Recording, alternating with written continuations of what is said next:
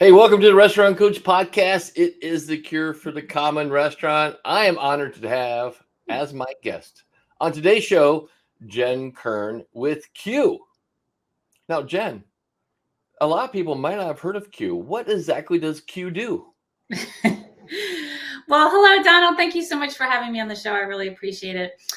Q is the company going beyond POS, as we like to say. Hmm. And we also like to say that we are fueling the restaurant commerce revolution. What we mean by that is that our platform, which is a technology platform, is unifying the entire ordering stack for restaurants to drive efficiency, consistent guest experiences, some simplicity that is very much needed within the very complex multi-channel ordering process. That's true. So that's who we are. Awesome.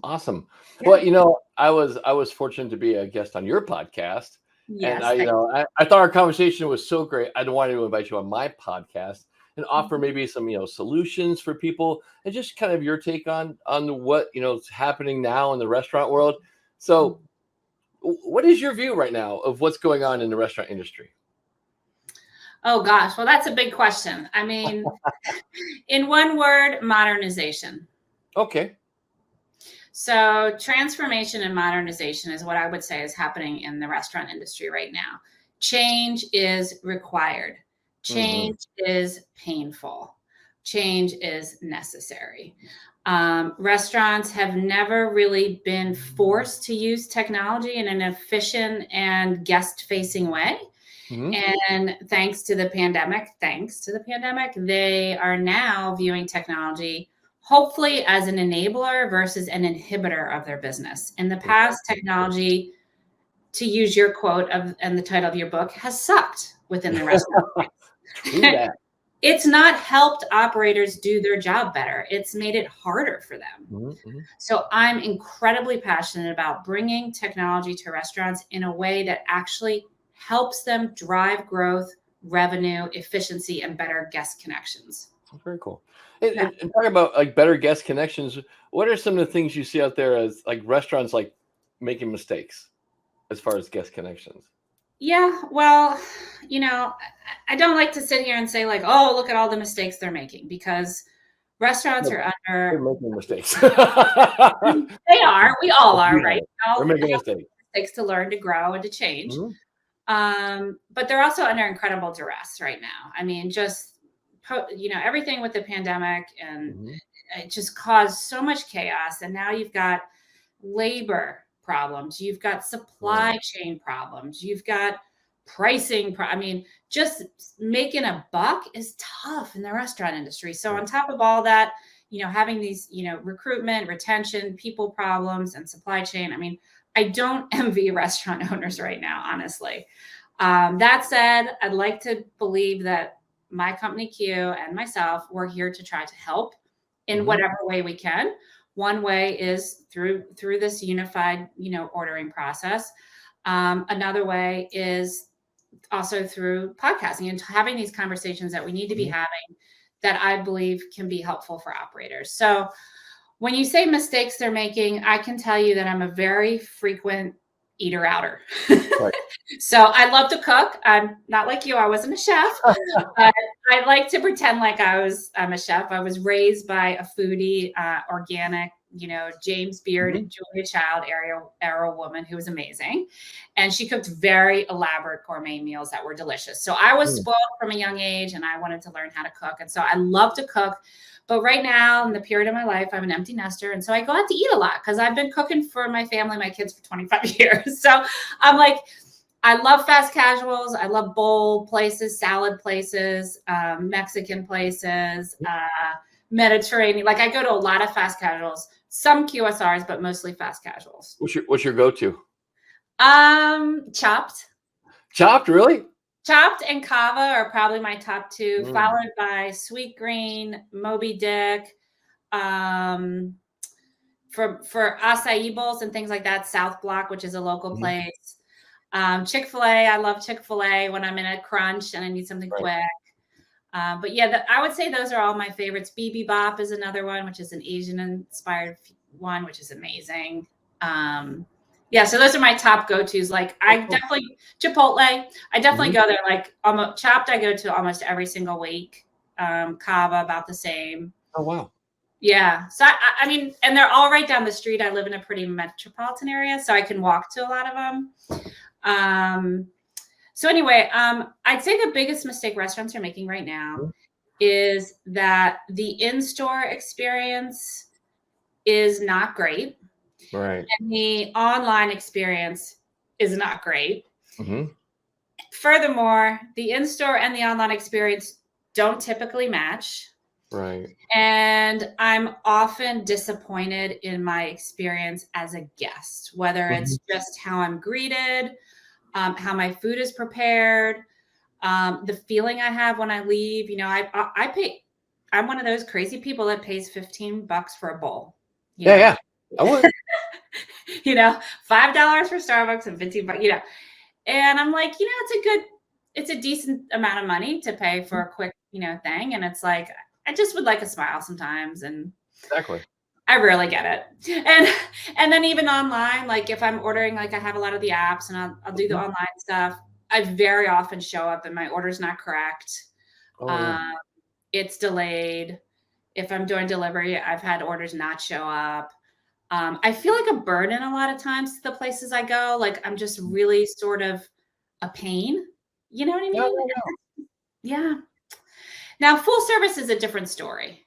And I do go to full service, just not as much because of the time and convenience factor. So I think that's a big thing for most people, though. You know. yeah. Yeah.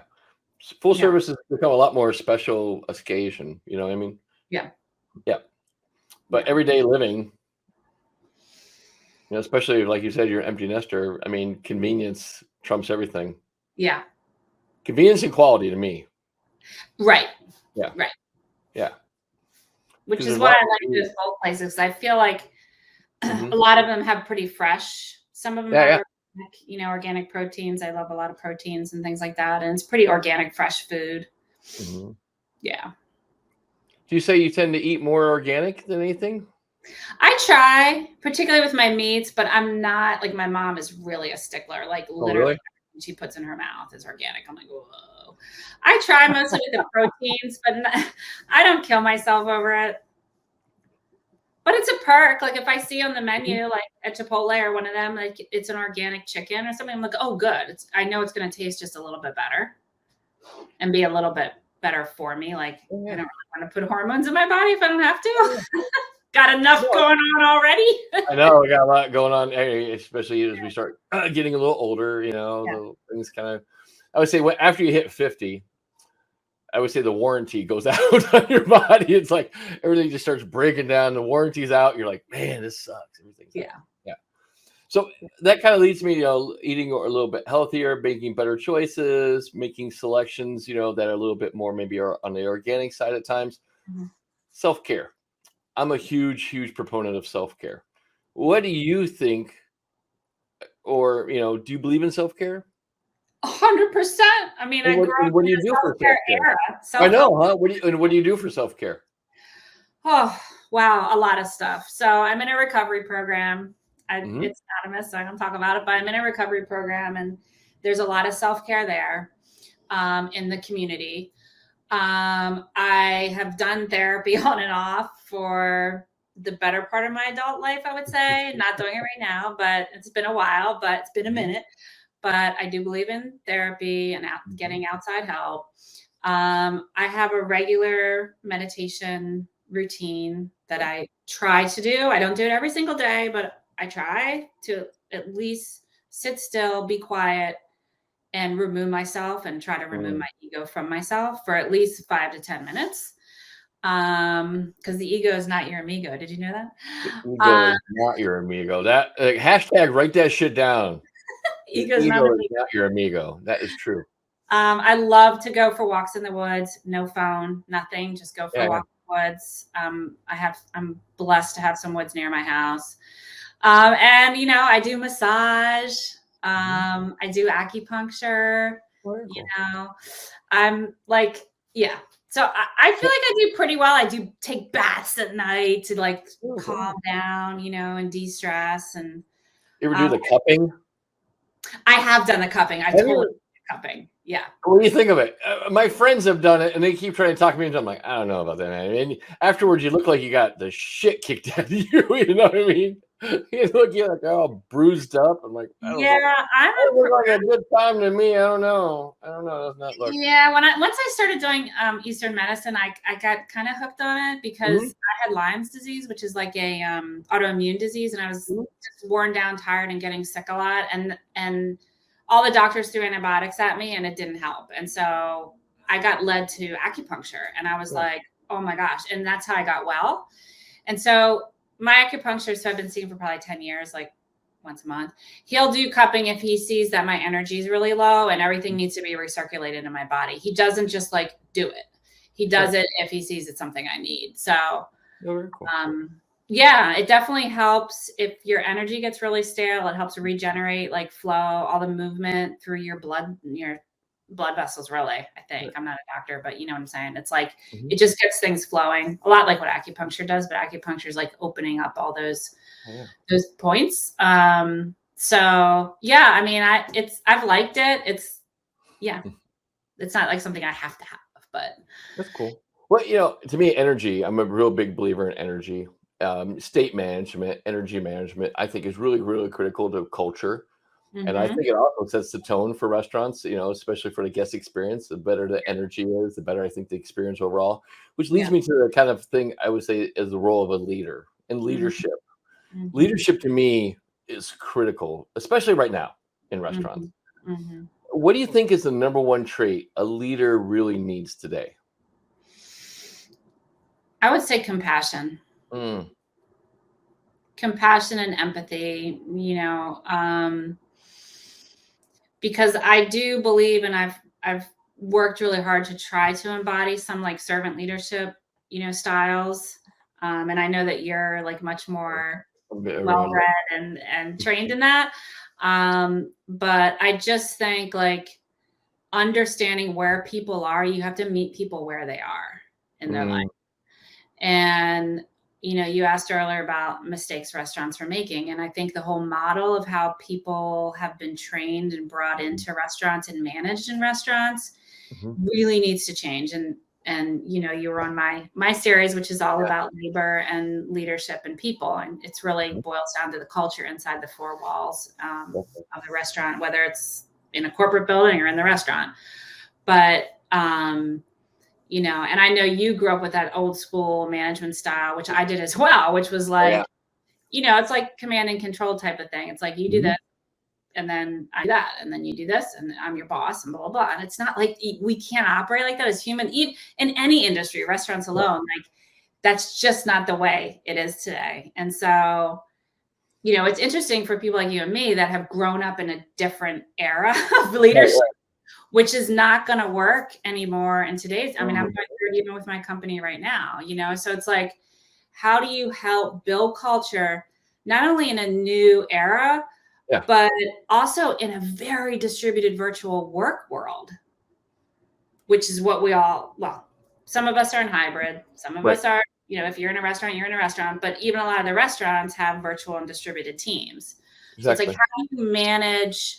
Like my team is in California and I'm in Washington, D.C. There's some leadership and management challenges that come to play. So it's, I think there's a lot of quote challenges and opportunities right now to do things differently. And I think we all have to help each other and talk about it. Exactly. It's like, and that's one thing I love about your podcast is it does, we take these topics and we bring them out to light where they need to be discussed. I think for so many years, we just basically just shoved it under the rug and just pretended like it wasn't it wasn't no big deal. It didn't really matter, but we have to start talking about culture. We have to start talking about, like you said, we talk about empathy, we talk about having compassion. We got to start having these conversations with not only our team, but especially with ourselves. Yeah. So thinking of culture, what would you say is like the best restaurant culture you've ever seen or you've ever experienced? We all know Chick-fil-A. Right. And give me one word that you say sums up. I mean, I would say that's the best one today, particularly in the fast service sector. Yep. I've had I went out last night for Valentine's Day. My husband and I went to our favorite French restaurant here in Virginia, which you won't have heard of, but it's called Chez Francois, Auberge Chez Francois. It's in Great Falls. And we had this amazing 5-course meal, and the service was unbelievable. Now, we don't do that often. It's a pretty pricey, high-end restaurant. Yeah. Special occasions only. So you kind of do expect that there. So I don't want to say like all restaurant experience sucks. No. But if you're talking about a fast, convenient meal, you can't beat Chick-fil-A. And it's just because when you walk in there, they greet you, which doesn't happen that often anywhere I go. Like I said, they look at me like, oh my God, what are you doing here? It's yet another person. And I got all these digital orders to fulfill, and now I got a person standing here too. Oh God, this is a lot, you know? And I find that broken too, by the way. And I wish Starbucks would fix that, which is the in-store people are behind the digital orders. We're like second-class citizens now. A lot of places doing so good. You know what I mean? Yeah. A lot of places I go, I just stand there and I wait for them to fulfill their tablet orders. And I'm just standing there like the only one there. Yeah. And they're like totally ignoring you. Yeah. Yeah. No, it's like people have changed their behavior of what they, especially the guest service, I think has really gone downhill, is that we kind of tend to, we ignore, we basically have become slaves to the digital board and what's on the tickets, what's on the rails, and we forget. One of the things I do when I work with restaurants a lot, especially when I work with cooks, the culinary teams, is like, I'll go back and say, you guys see a table number, like table 5, table 10, and you know it's a 2-top, it's a 4-top. But I want you to start putting, when you see that table come in, to you, it's just very unpersonal. It's just table 5's a 2-top, table 10's a 4-top. I said, but that's someone's mom. That's someone's dad. That's someone's daughter. Think about if it was in your family. Would you treat that? Would you be a little bit better with the food? Would you be a little bit more precise? Would you be a little bit more exacting? Would you have a little bit more passion when you cooked and put on the table if you knew it was someone that you cared for? Or how about this, Donald? That woman's husband just died, or that woman's son is sick, or that woman just lost her job, or we don't know. Do you know what I mean? Like, these are humans in your restaurant that all are going through life like the rest of us. Right. And if we put a little bit more, like you said, we put a little more compassion and empathy behind it, I think we treat people just a little bit better overall. You know what I mean? So talking about that labor crisis, and we talked about this on your podcast, what do you think is a lot of the real issue with labor right now? I think it's what we're talking about. I really think there's a management issue with the mindset and the system that has been in place for 100 years in restaurants, which is you hire the cheapest person in front of you that's going to be able to get the job done, and maybe they're the best qualified for the job, but they're the most affordable, and they're going to just get a certain job done. And you're going to manage them like they're a commodity versus a potential asset that can build the value and build the success and build the brand awareness for you, make your guests really happy. And that is really the problem. It's not a wage war. It's not, not a wage war. It's about wages and pay, of course. Yeah. But I don't believe we can lead with the problem of the wage, of the benefits. We need to lead with what are the right people for my organization, and how do I motivate and incentivize them, and how do I treat them, and how do we there's a lot of talk about turning these restaurant jobs into longer term careers. I don't know how we solve that when you have a 16 to 24-year-old as the main, group that's being hired right now in restaurants. But I've talked to a few operators who are doing some really cool and creative stuff, and definitely leading with empathy and love and care, like you're talking about. And it makes a huge difference.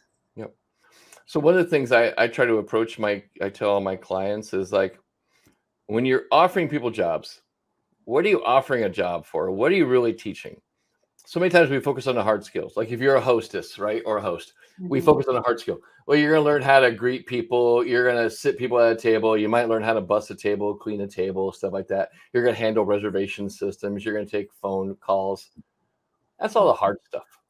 But what Mhm. if we started approaching it like, hey, listen, I'm going to teach you a lot of really, really cool soft skills. You're going to learn how to read people, how to read body language. You're going to learn how to Mhm. interact with people. You're going to learn social skills. You're also going to learn how to visually and basically mentally organize stuff. Because what does a host have to do? You have to mentally compartmentalize stuff and organize. I'm going to teach you Mm. how to deal with stress under pressure. I'm going to teach you how to organize your time a little bit better. I'm going to teach you how to prioritize, how to understand conflict management. See, if we approach it more as like, I'm going to teach you all these soft skills, which are going to be great no matter where you go in life. Mhm. Now it's just not a hostess job. Hey, I'm actually going to teach you some really cool stuff that if you decide to go down the road and do something else, you decide to go into a different career, you know, soft skills are what makes and breaks people that are at the high level. I love that. I love that. I mean, that's just great, you know? One of the local places here that I mentioned, South Block, Mm-hmm. it's a juice and smoothie uh, place and bowl. They got great acai bowls. I've been going there for about 10 years. It's about 11 locations right now. And the founder and CEO was on my podcast, and we talked for Oh, like over an hour because it was so interesting to mm. hear all the ways he's engaging his employees. And he puts them through something called South Block Academy, Oh, very where, cool. yeah, so it's not just the soft skills, which I think he's mentoring, but the tangible skills. These people are learning how to run a business. It's like an entrepreneurship program. And he broke it down and described it, and I was just Right, blown right. away. And these people are learning how the business makes money.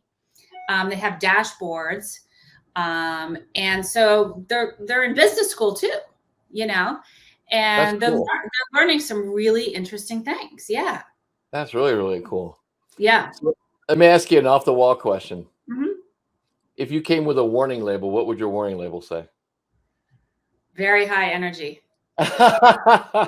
Proceed with caution. Very high Yeah. energy. Yeah, I'm super I'm like that prototypical like extrovert. Like in person, when I see you, like if I were to see you, Donald, like now that I know you, I'd be like, Mhm. oh my God. I'd I probably know. like, Jen, and I scare some people. Like you really? No I've way. been I told I don't don't think. have an indoor voice, like because I'm just very easily excited, but I have a lot of energy. I try to, like you said, I try to be cognizant of that energy Mhm. and read my audience. I'm even a marketer, so Yeah, yeah. like I'm constantly reading my audience. So if I see that the person is like introvert and not into it, I just tone it right on down, you know. But yeah, I mean that would be the warning: high energy, sometimes a very loud pitch. Very cool. Very cool. Yeah, So social media, what's your favorite social media platform? Instagram. Really? Yeah, I mean I like LinkedIn too, but For uh, business, I like LinkedIn, yeah, yeah. Yeah. But if you're saying social media, like it's interesting, human behavior, watching myself. So Right. like I watched all the social media platforms Mhm. be birthed, and some of them, get consumed and fail, and other ones stick around. And I've pretty much participated in all of them. Again, I'm a marketer. So, I mean, I've been on Snapchat. Right, The right. only one I haven't actually joined is TikTok, which is kind of surprising. But I've done Twitter, I've done Facebook. I mean, I did all of them, but right now where I'm in my life, like Instagram's the only one. And I actually just did a 30-day fast of Instagram, which was Oh, very cool. fabulous. I highly recommend it. Every once in a Uh, while, I think everyone needs to unplug a little bit. You can get yeah. a little dependent on it. Yeah. I mean, social is not the greatest thing, I I'm mean, guilty of it, Sometimes I gotta purge. When I but go for on vacation, I businesses, tend to put particularly my for phone restaurants. away. Yeah. Yeah. Yeah. And so I'm watching myself, and on Instagram, I'm mostly following I mean, obviously it's my nieces and nephews. That's why I'm on there Mhm. the most, right? And they're on their post, so I get to see them, and I love that, my family. But other than that, I'm like following the brands I love, Mhm. not the ones that are annoying, but the brands I love, Yep, the yep. musicians I love, because I want to see when they're on tour and when I'm going to go see them in concert. And then like things I believe in, Yeah, my yeah. spirituality, like things like that. Mhm. So What's a restaurant brand you think does a really great job on social media? restaurant brand that does a really great job on social media. Goodness. I gotta think about this. I think Sweet Green is really good. I mean, I think Sweet Green marketing in general is very, very good. They're really good, actually. Yeah, Yeah. they're very clever. Mhm. Um, I mean, South Block again, they do a great job. They're doing some really interesting partnerships. Um, yeah, I mean, I don't have a ton I follow like restaurants Okay. that I follow. Yeah. Okay. What's one thing you think restaurants could do right now to really stand out a little bit more?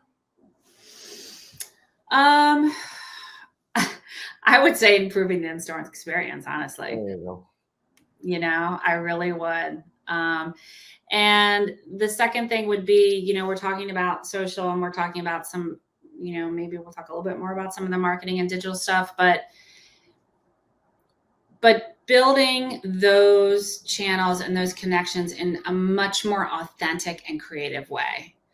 I think restaurants have leaned on like showing pictures of their food and whatnot. Like that's great. Like you want to do that at your restaurant, but thinking out, like pushing really outside the box and using some of the examples of, some of the leading tech companies and seeing what they're doing in a much more personalized way and a much more authentic way, like letting us, the consumer, know what they're actually going through, I think would go a long way versus like the food porn sort of all the time.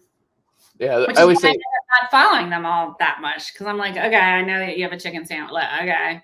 like every other place in town has a damn chicken sandwich. Yeah. I Yeah. always tell all my clients, stop posting boring shit. Oh my So, God. And I tell them all the time, I said, that picture, man, that picture of the food, that was a beautiful picture. I mean, that was a beautiful, beautiful picture. But you know what? It just bores the shit out of me. Tell me about who you are. Tell me what you stand for. Tell me what you believe in. Show me people. We talk about the labor crisis, right? Show me your culture. Show me your people having a great time at your place. Show me that you're not like every other restaurant that I've ever been to and I have this perception of that you're going to treat me like shit. You're going to pay me. You're going to pay me dirt. I might get to eat, some food standing over a trash can in between, taking tables, and that you're not going to yell and scream at me. Show me those things. Show me, or else I just think you're like every other restaurant. Remember, if you don't tell me why you're different, I assume you're like everyone else. Yeah. Yeah. Well, I grew up in the tech industry. Like I've been doing marketing for tech companies for the better part of the last, 15, 20 years. And part of what we do in B2B, SaaS, and tech is we develop what's called content marketing strategies. Yeah. And we hire people, like on my team, I almost always have, in addition to myself, who I'm a writer and I love content, we have a content marketer who may be writing about the product, but their job is to come up with the differentiated angles, what we call the steep angles. Ooh, cool. And, people don't read a lot now. So you got to keep the content really short. You got to really grab them. I mean, my team thinks it's hilarious, I'm sure, but we will spend a stand-up meeting just talking about a subject line for an email. Yeah. How are we going to grab? Because we don't blast emails, but when we do send them, that subject line, damn well better be good. Better be good. Better grab their attention. So I think, restaurants adopting a more content marketing mindset would go a long way. Yeah. Definitely. Yeah. Content first. Content rules. We haven't come up with a clever tagline about content. Yes. Okay. Content rules, the rest makes you drool. How about content crack? You need content crack. You need content crack. Content on crack. You need to have content crack. Hashtag write this shit down. Content crack. Yep. Right. You got to craft it carefully. Ghost kitchens. What do you think about ghost kitchens? A fad or here to stay? They're here to stay. They're definitely here to stay. I mean, they're still here. I don't think they're going to take over the restaurant industry, but I think for some concepts that it works for, it's a great idea. I think it's quite awesome. Have you ordered from a ghost kitchen before? I'm sorry? Have you ordered from a ghost kitchen? I have no idea. I mean, isn't that the idea? You're not really supposed to. See, that's the whole premise. You shouldn't know it's a ghost kitchen, right? Yeah. Yeah, that's the whole idea. You don't know where you don't care. No. I don't care where my Chipotle bowl is made. I don't care. I mean, there's one across the street. I don't care if it's made there or if it's made a mile away. I mean, preferably it's not being made 20 miles away. But Yeah, as a consumer, we don't care where it's being made if No. we're ordering delivery, Exactly. which, a lot of people are. hmm So, like when you're making a buying decision to go to a restaurant, what's like the number one thing on your list? What's like the number? Like, give me like a little checklist of what you look for. Quality of the food, Yep. Yep. like fresh, good ingredients, hmm healthy, speed of service, hmm friendliness of the people, like the experience of whether it's how quickly can I get on and off the app, hmm or how am I going to be treated when I walk in and out of the store, right? And then you know what else, Donald? This is so freaking important. Surprise me. Ooh, Shock me. shock me. Do something I'm not expecting. Like Exactly. throw in a freaking gluten-free cookie because I'm gluten-free. The people that don't know I'm gluten-free that I buy from every week, shame on you, but some of them don't, right? Yep. Again, technology's behind, but throw in a little extra perk.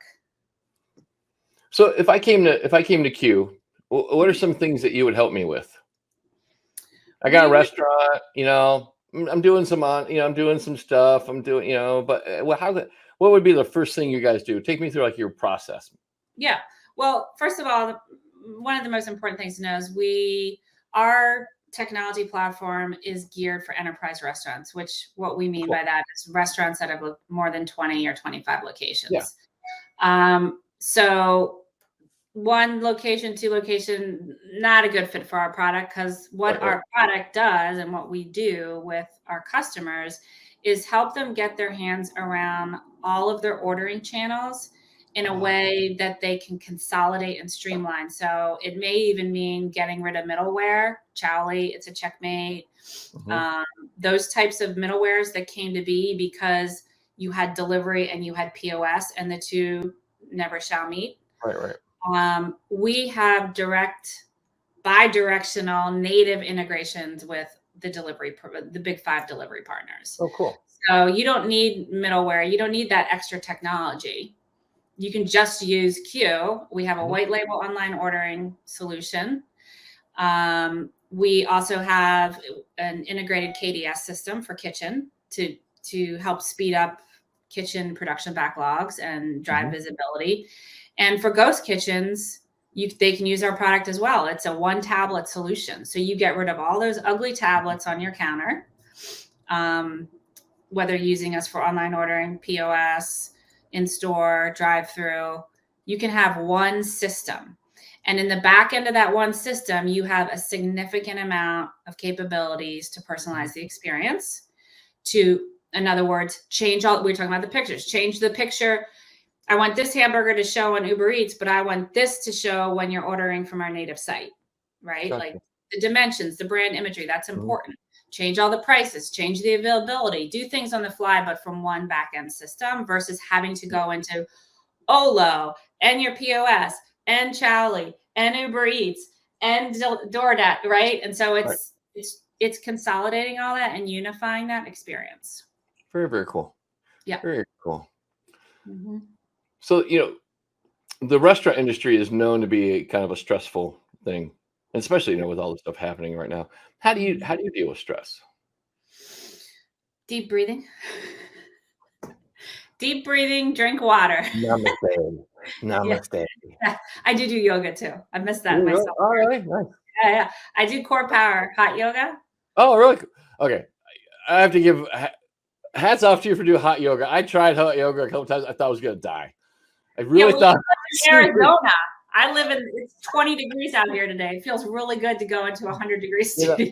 Yeah, it's only 76 here in Scottsdale, so Yeah. it's a little chilly today. So I had to put on a jacket this morning, a fleece when I went to the gym. Funny. It was like a little chilly. I was like really. I thought about putting on sweatpants for a second. I went with it. I decided to go with shorts. I'm okay. I don't need the sweatpants, but it's good. It's an important question though. How do we handle stress, right? Like, yes, I do often, because I told you I'm high energy. I can get way ahead of myself really too quickly. And even in my own mind, like the wheels are turning. And I find like the breathing helps slow me down, like taking those deep breaths helps slow me down, trying to stay in one position. Sometimes I just close my eyes and I'll say like a little prayer or mantra, but also talking to other people. Like that's my nature. And I think there's some research that proves like you talk to someone about a problem, you split the problem in half, right? Like it loses its weight. So getting out, and having a network of people that you can trust and rely on and talk to when the going gets tough, like it really does help. Yep. So yeah, I'm a huge believer in mastermind groups. I joined a mastermind group years ago, and it changed my life because, again, it gave me a vehicle to talk to like-minded people that were experiencing the same issues, and then we could brainstorm. I could throw stuff out to them, ideas, and I didn't feel like there was going to be like judged or critical. They actually would give me honest feedback, which is a great thing. That's awesome. Yeah.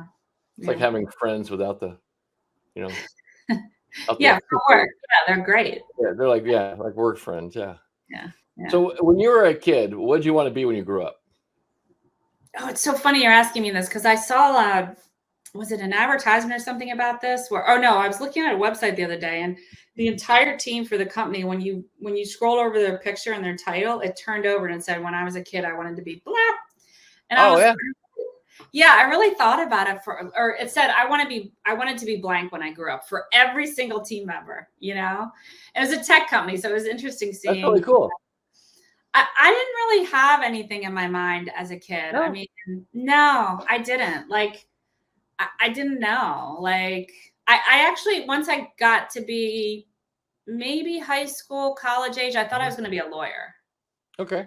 That was college age. I took the LSAT and I just got pissed off by how awful the writing was. It was so it was so stuffy and didn't make sense. And I tried to trick you, and there's so many words, and it wasn't creative, and it was like weird. And I'm like, I'm not going to write like that. Like, that's awful. So I didn't do well on the test either. And then you went into marketing, right? These guys don't know how to write. I need to have a vehicle to write better for people. So I honestly just feel so blessed because a lot of people struggle to find their thing, right? And I did start in journalism, like and then it was like, oh my gosh, like they were still smoking in the newsrooms. You don't get paid much. You work 24/7, and I kind of found my way into marketing, which was pretty cool. Very cool. Yeah. I actually have a degree in marketing. Oh, you do? My degree is in international studies, and that's at one point really awesome. Yeah, I thought I was going to be like an international, like, what is it called? Like work for the State Department or be like an ambassador or something like, or even just a translator, like at the UN, because I spoke a lot of different languages. Oh, that's really cool. What do you speak? I used to speak French. Well, I still speak I still can speak French, Spanish, German, Russian. Wow. A little bit of Greek, and then I speak 2 African dialects. Wow, that's a lot of languages. That's amazing. Yeah, because I did not know that about you. Yeah, I love languages. It's like one of my joys and hobbies and passions. Cool. Yeah. Really, really cool. So name one book or audiobook or podcast, and you can name your own, that you recommend. Gosh, well, I want to take each category. So book that I recommend, I would say Jim Collins' Good to Great, like classic business, awesome book.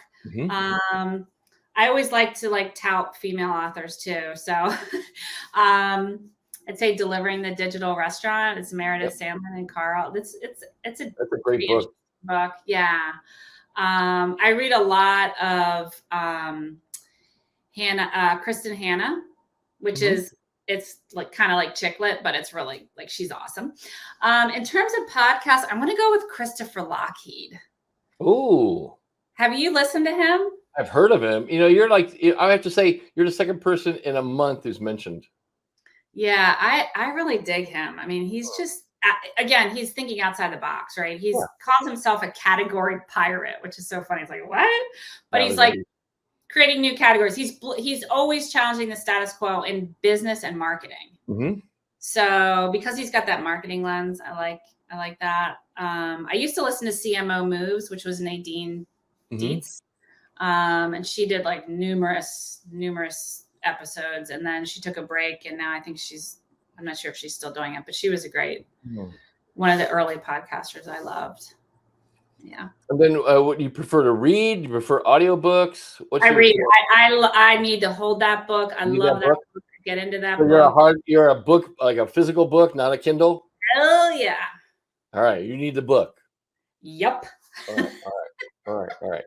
Yeah, but I'm finishing the Ken Follett series right now. So if you haven't read that, woohoo, Pillars of the Earth, and then something Fire, and now I'm on the third one. I can't even freaking tell you the name of it, but it's like you can get lost. It's like better than watching TV. Oh, very cool. See, it's a lot better than watching TV, actually. So, yeah. I watch very little TV. Yeah. What's a quote you live by? A quote I live by? Mm-hmm. Be still and know that I am God. Ooh, that's a good one. It just came to my mind. I mean, I don't really live by quotes, right? I mean, you have it tattooed on your arm? No, I don't, but I do want to get a tattoo. What are you going to get?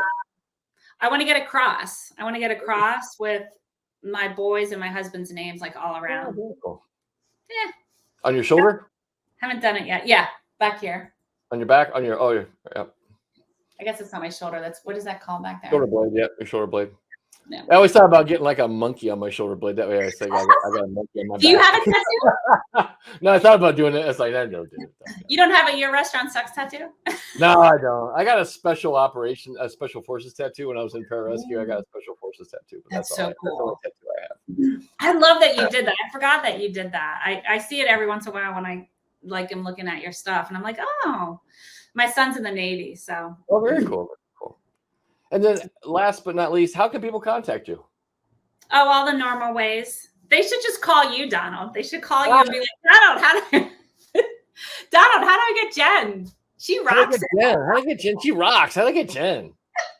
Hey, connect me with Jen. She's awesome. How do I connect with Jen?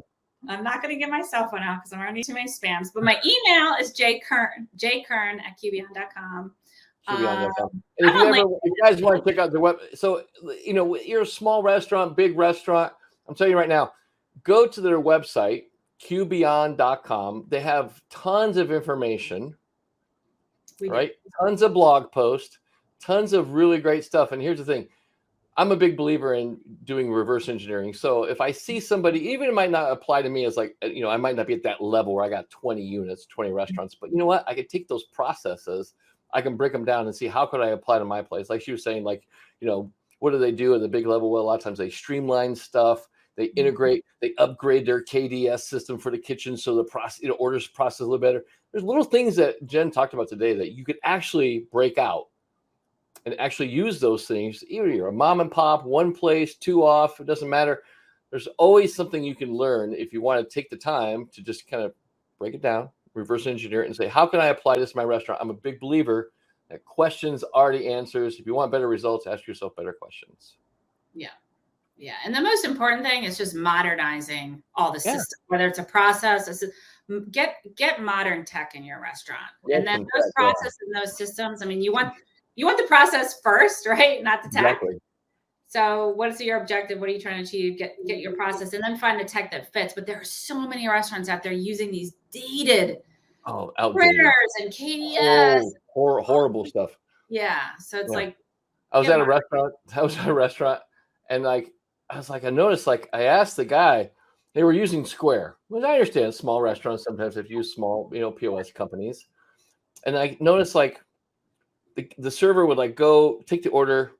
He would go to the POS system, put in, he'd run behind the bar, grab the ticket, and then he'd run in the kitchen. And I'm like, and I asked him, why do you keep running in the kitchen? Oh, they don't have a printer in the kitchen. I'm like, you got to be kidding me. That's like there's no kitchen printer. You got to manually run the order from the bar printer, one bar printer, and then run to the kitchen and take it. I said, come on, So I pulled the owner aside and said, have a seat. We got to talk real quick about, you got to update your shit real quick. Oh, we could go on, but I have two stories. The best. One is not a story, but it's just like most restaurants today are still rekeying digital orders into the POS. Oh yeah, so I know. Delivery orders come in a tablet, and they have someone standing there rekeying, and it's like, oh my god. Yeah. Okay. The other thing is, I was at a restaurant about a year ago and I walked, it was a fast casual. I walked in and they had a notepad on the table for delivery drivers. When they would come in, they had to write down the order Oh my on God. the note. See, Yes. yeah. Come I was on, like, people. what? Come on. Make the process easier, and you will see tons of you. Number one, you'll see a lot better workflow. You'll see your team happier. Yeah. Yeah. So anyway, Well, thank you so much for having me on, Donald. It's thank always you so much for being here today. I really appreciate you so much. I And appreciate again, go check out your podcast. Name it. Shout out the name of your podcast. Restaurants Reinvented. She says it so much better than I do. See, she has a little more flair to it. That's that energy level. Yeah. Yeah. So check out Restaurants Reinvented. Available on, I think it's on the major ones, Spotify. All of them. All of them. Yeah. I did not know. I just recently found out that my podcast is available on Audible. I did not know. I never signed up for it. I guess the service I use to post podcasts automatically updated to the Audible. I bet you're on. If you check Audible, you might be on Audible too. Oh, interesting. Yeah, I'm gonna have to Really check that out. Yeah, because a lot of my, I have a lot of people that I have all my books now available on Audible and also on iTunes. And a lot of people are saying, yeah, I got your books, but I also saw your podcast. I'm like, what do you mean you saw my podcast? Yeah, your podcast on Audible. I'm like, what? I'm writing it down. Well, then I checked it out and I was like, found out, hey, my podcast is on Audible and Spotify and iTunes and Stitcher, all of them. Yeah, so it was really cool. That's really cool. Yeah, awesome. Thank you so much for being here. Have a fantastic week. You too. And again, I love our conversations together. It's always great talking to you. I want to meet you in person now. You will.